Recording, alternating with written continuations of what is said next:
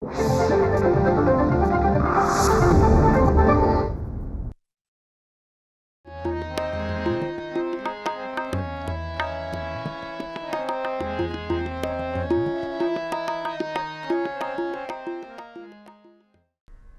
जी का खालसा, वाहिगुरु जी की फतेह।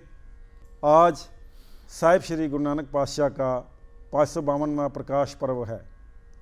प्रकाश पर्व अर्थात जिस दिन सन 1469 ईस्वी में उन्होंने इस धरती पे अवतार लिया। आज 552 वर्ष के बाद भी हम उन्हें याद कर रहे हैं।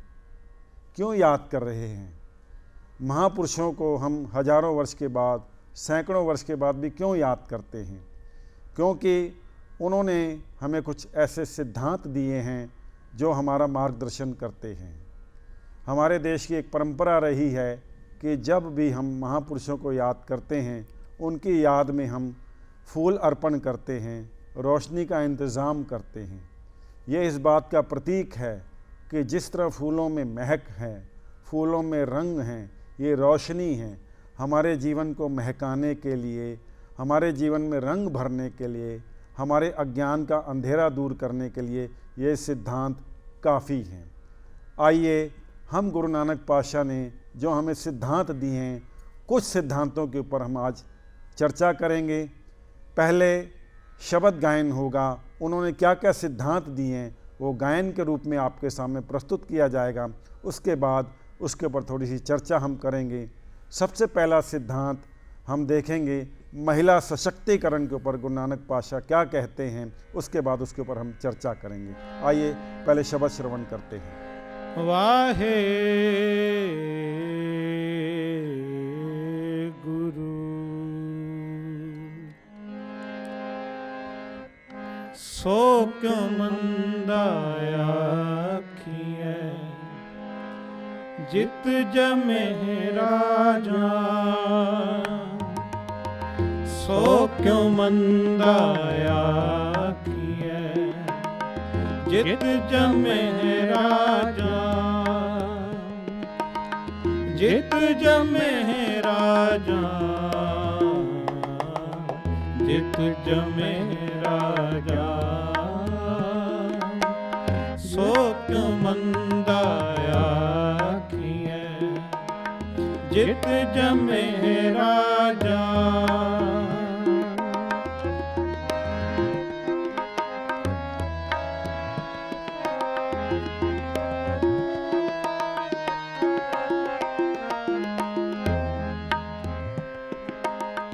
पंड जमिए पंड निमिए पंड मंगण रिया हो, पंडो होवे दोस्ती पंडो चले राह, पंड मुआ पंड पालिए पंड होवे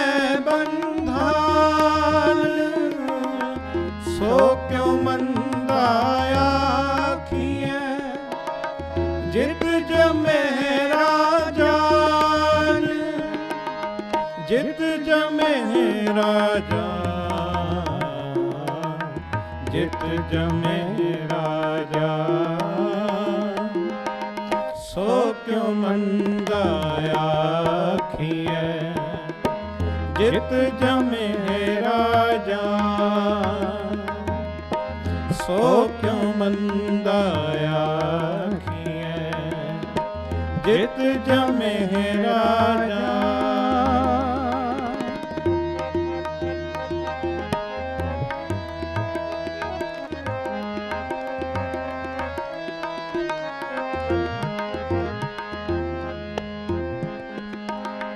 पंडो ही पंड उपजे पंड बाज न कोए, नानक पंड बाहरा एको सच्चा सोए, जित मुख सदा सलाहिए पागरती चार, नानक ते मुख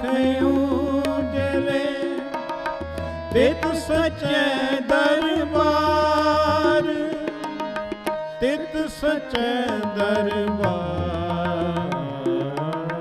ਤਿਤ ਸਚੈ ਦਰਬਾਰ। ਸੋ ਕਿਉ ਮੰਦਾ ਆਖੀਐ ਜਿਤ ਜਮੇ ਰਾਜਾ, ਸੋ ਕਿਉ ਮੰਦਾ ਆਖੀਐ ਜਿਤ ਜਮੇ ਰਾਜਾ, ਜਿਤ ਜਮੇ ਰਾਜਾ, ਜਿਤ ਜਮੇ ਰਾਜਾ।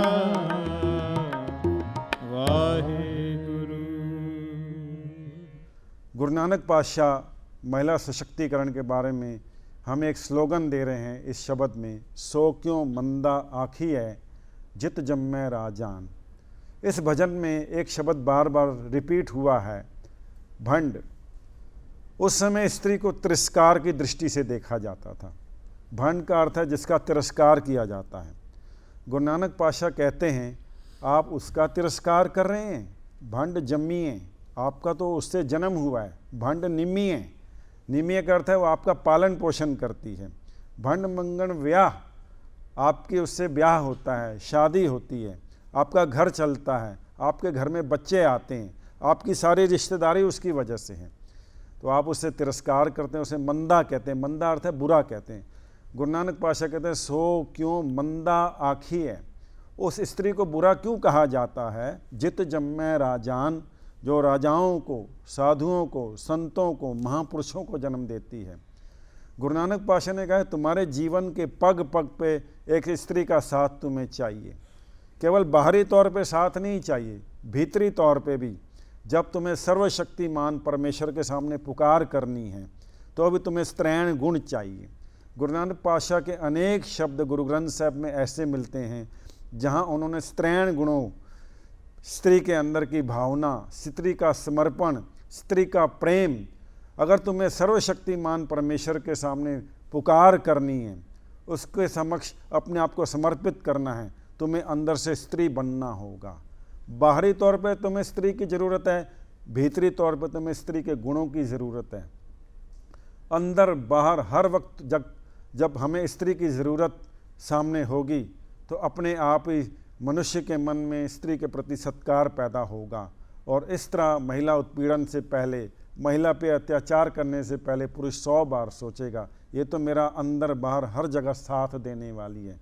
तो बहुत क्रांतिकारी वचन गुरु नानक पातशाह के ये, सो क्यों मंदा आखी है जित जम्मै राजान। आज से 500 वर्ष पहले जब स्त्री को पैर की जूती समझा जाता था, उस वक़्त गुरु नानक पातशाह ने स्त्री को एक सिरमौर दर्जा दिया है कि यह मनुष्य के काम आने वाली, हर कदम पे इसके काम आने वाली स्त्री है, इसलिए इसे मंदा नहीं कहना चाहिए। अगला सिद्धांत हम देखेंगे जब गुरु नानक पातशाह ने हमें एक पैमाना दिया है कि जब दो की तुलना की जाए तो श्रेष्ठ कौन है, उस वक़्त कौन सा पैमाना लगाना है, वो सिद्धांत गुरु नानक पातशाह हमारे सामने कैसे रखते हैं। आइए पहले भजन में सुनते हैं, श्रवण करते हैं, फिर उस पर हम चर्चा करेंगे। बाबा आखे हाजिया, बाबा आखे हाजिया, शुभ अमला बाजो दोनों रोई, बाबा आखे हाजिया, बाबा आखे हाजिया।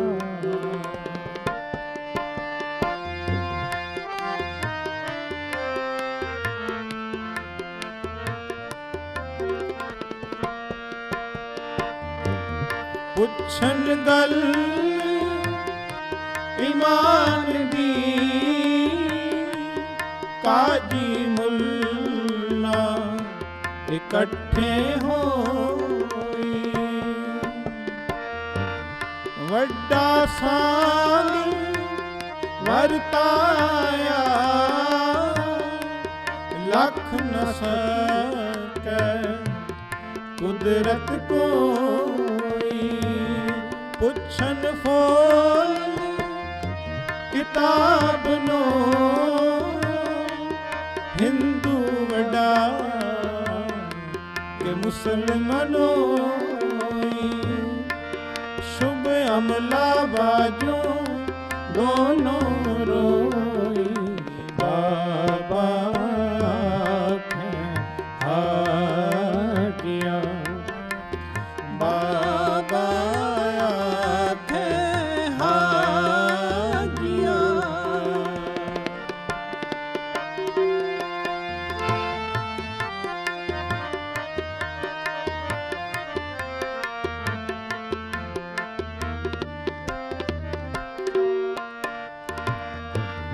हिंदू मुसलमान दोए डर गए अंदर लैन न टोई कच्चा रंग कुसुम्बदा पानी तो थिर न रहो कर्म बखीली आप विच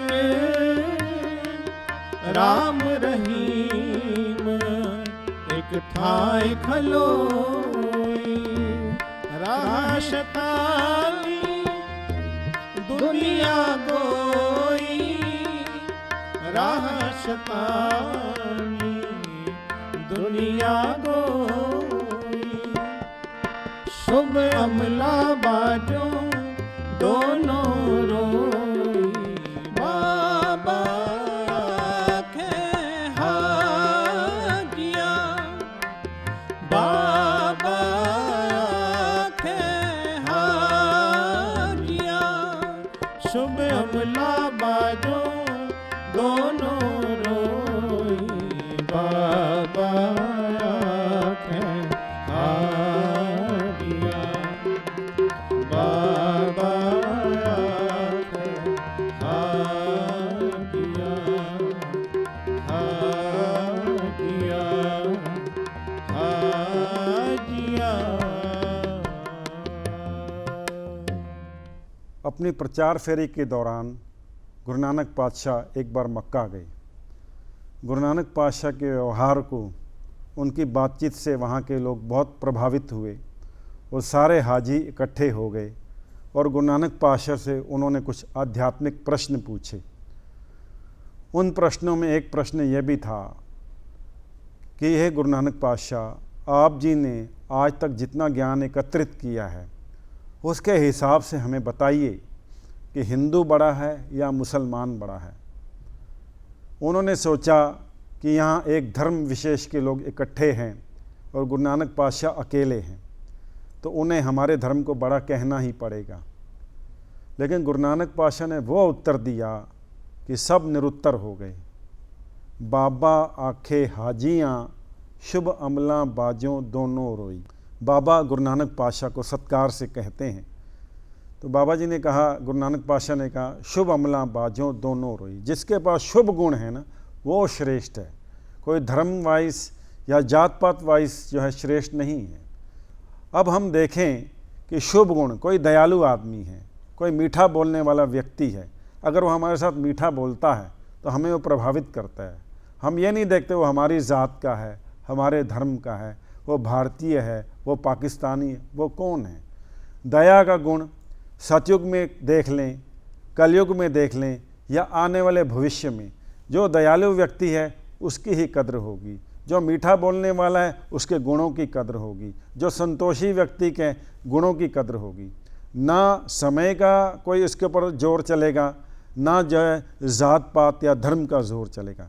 तो बहुत कीमती, बहुत अद्भुत पैमाना गुरु नानक पातशाह ने दिया है कि जब दो की तुलना की जाए तो मैं उसके साथ हूँ जो गुणवान है। ना मुझे उसके रंग की परवाह है, ना मुझे से धर्म की परवाह है, ना मुझे उसकी ज़ात की परवाह है, ना मुझे उसके देश की परवाह है। तो बहुत बढ़िया पैमाना गुरु नानक पातशाह ने दिया है श्रेष्ठता का। अब तीसरा सिद्धांत जो गुरु नानक पातशाह का आज हम चर्चा में लेने वाले हैं कि श्रम का क्या महत्व है। क्योंकि हमें श्रम करना है, देश को आगे ले जाना है, समाज को आगे ले जाना है, तो श्रम करना बहुत ज़रूरी है। गुरु नानक पातशाह श्रम का महत्व कैसे बताते हैं, आइए पहले भजन में सुनते हैं। काल खाए किछ हथों दे, किछ हथों दे, काल खाए किछ हथों दे, किछ हथों दे, नानक राह पछाण से,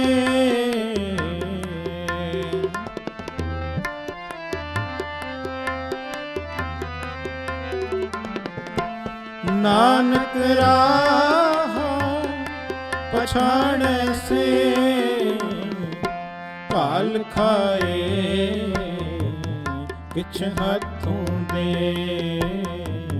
किछ हथों दे।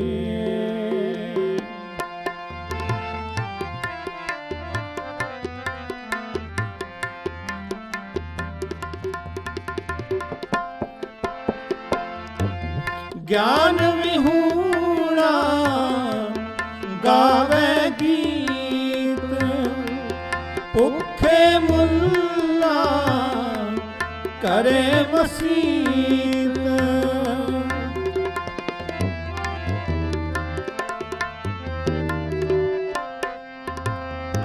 मखट्टू होए के कान पड़ाए, फकर करे और जात गवाए, नानक राह पछाणे से,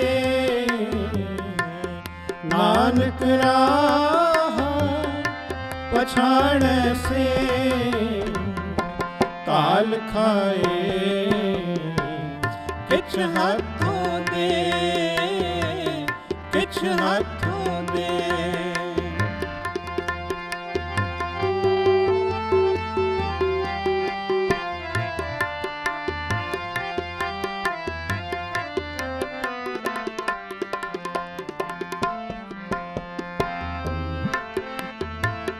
गुर पीर सदाए मंगण जाए, ताके मूल न लगिए पाए,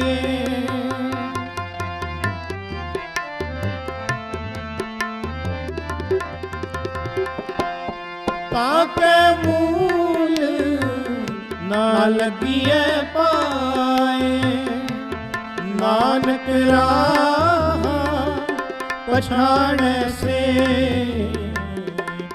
नानक राह पछाण से, काल खाए किछ हथों दे, किछ हथों दे, काल खाए किछ हथों दे, किछ हथों दे, किछ हथों दे। अभी आपने भजन सुना, काल खाए किछ हथों दे। काल का अर्थ है मेहनत करना। गुरु नानक पातशाह ने एक सिद्धांत दिया है कि मेहनत करके खाओ, क्योंकि उस वक्त ये देखा जाता था कि गुर पीर सदाए फिर मंगण जाए। जो धार्मिक अपने आप को कहलाते थे, गुर पीर सदाए, अपने आप को गुरु या पीर कहलवाते थे, फिर मंगण जाए, लेकिन मांग कर खाते थे। गुरु नानक पातशाह ने कहा, ताके मूल न लगिए पाए। उनका अनुकरण मत करना, आप मेहनत कीजिए। काल खाए, मेहनत करके खाएं, किछ हथों दे, उसके बाद हाथ से कुछ देने की, हाथ से कुछ किसी को अर्पण करने की भावना भी रखें। गुरु नानक पातशाह ने श्रम के महत्व को इतना समझा कि बचपन में उन्होंने खुद पशु चराए, उन्होंने दुकान भी चलाई, उन्होंने खेती भी की, उन्होंने व्यापार भी किया और नौकरी भी की। गुरु नानक पातशाह ने हर तरह का कार्य किया। जो धनोपार्जन के उस समय कार्य थे, गुरु नानक पातशाह ने सारे कार्य किए और हमें बताया है कि केवल जो है श्रम करना है। एक बहुत ज्वलंत समस्या हमारे समक्ष है, पर्यावरण की। उसके बारे में गुरु नानक पातशाह क्या कहते हैं, आइए पहले भजन श्रवण करते हैं। पवन गुरु पाणी पिता, माता तरत महत, दिवस रात दोय दाई दाया, खेल सगल जगत। चंगे आया बुरे आया, वाच कर्म हदूर, कर्मी आपो आपनी, के निर्णय के दूर। जिन्नी नाम ते आया, गए मशक्कत काल, नानक ते मुख उजले, कीर्ति छुट्टी नाल, कीर्ति छुट्टी नाल। पवन गुरु पाणी पिता, माता तरत महार, दिस रात दोय दाई दाया, खेल सगल जगत। पवन गुरु पाणी पिता, पवन गुरु पाणी पिता, पवन गुरु पाणी पिता। गुरु नानक पातशाह का ये श्लोक जो अब भी आप जी ने सुना, पवन गुरु पाणी पिता माता धरत महत, लोगों को जगाने के लिए ये काफ़ी है।